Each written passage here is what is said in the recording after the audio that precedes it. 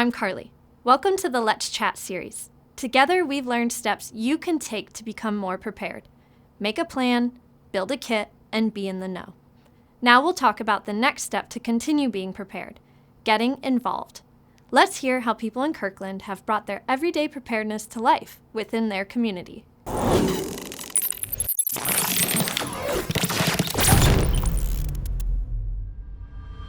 My name is Ed Evett, and I live in the Holmes Point neighborhood of Finn Hill. I'm Jim Everard. And I'm Suzanne Everard. And we live in the Holmes Point area in the Finn Hill neighborhood. Hi, I'm Susan Vossler. I live in the Holmes Point Finn Hill neighborhood. I moved from a neighborhood in Portland where the neighbors knew each other. We were welcomed when we moved in. They had regular neighborhood gatherings. And I wanted the same experience for this neighborhood when I moved here. I got involved when Susan showed up. We call her affectionately our neighborhood mom. Susan's the one that really rallies the troops and gets everybody together and comes up with these great ideas, of which one of them is disaster preparedness for the neighborhood. Knowing your neighbors gives you a sense of place, a sense of home. We help each other, we share referrals, we keep an eye out when our neighbor is out of town. As for if a disaster occurs, human nature is to help out whether you know someone or not. But I think a disaster is a lousy time to get to know your neighbor for the first time. We were living in the San Francisco Bay Area during the Loma Prieta earthquake. When the earthquake hit, I was in downtown San Jose and Jim was in his Fremont office. We didn't have an active neighborhood community. Phones didn't work locally and there simply wasn't any way to communicate.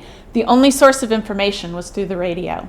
One of the townhomes started to smell gas, and there was a scramble to figure out how to shut off the gas, something no one was prepared with ahead of time. If a similar event happened today, we know which houses have gas service in our neighborhood and where each shutoff is located. Everyone in the neighborhood knows each other's out-of-state contacts, creating a phone tree through which we can communicate with relatives and any neighbors that aren't in the neighborhood at the time of the event. Just getting to know your neighbors is, I think, one of the best things. One of the greatest benefits is just getting to know people who live next door to you or down the street who you may not otherwise really get a chance to talk to or meet. Being part of an active neighborhood creates a strong local community that turns a neighborhood into more than just a collection of houses with cars passing through.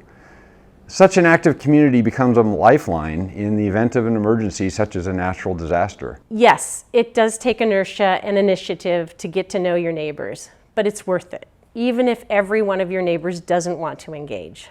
Go say hello when someone is outside, share some holiday goodies, host a gathering.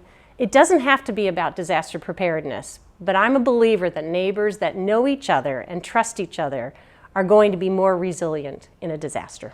So the neighborhood plan is really that document or that process that we all can go to when disaster strikes, which is really a great thing to be able to have instead of trying to figure it out on the fly. I think the first thing to do is just commit to getting involved. I think that's the best thing you can do is just get to know your neighbors, meet them at the mailbox, say hi to them when you're walking the dog, and then talk about these things. It's much easier to do it as a collective group than to try to figure it out all by yourself.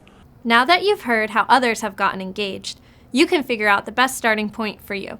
For tools to begin, you can check out our website, kirklandwa.gov/prepare. See you next time.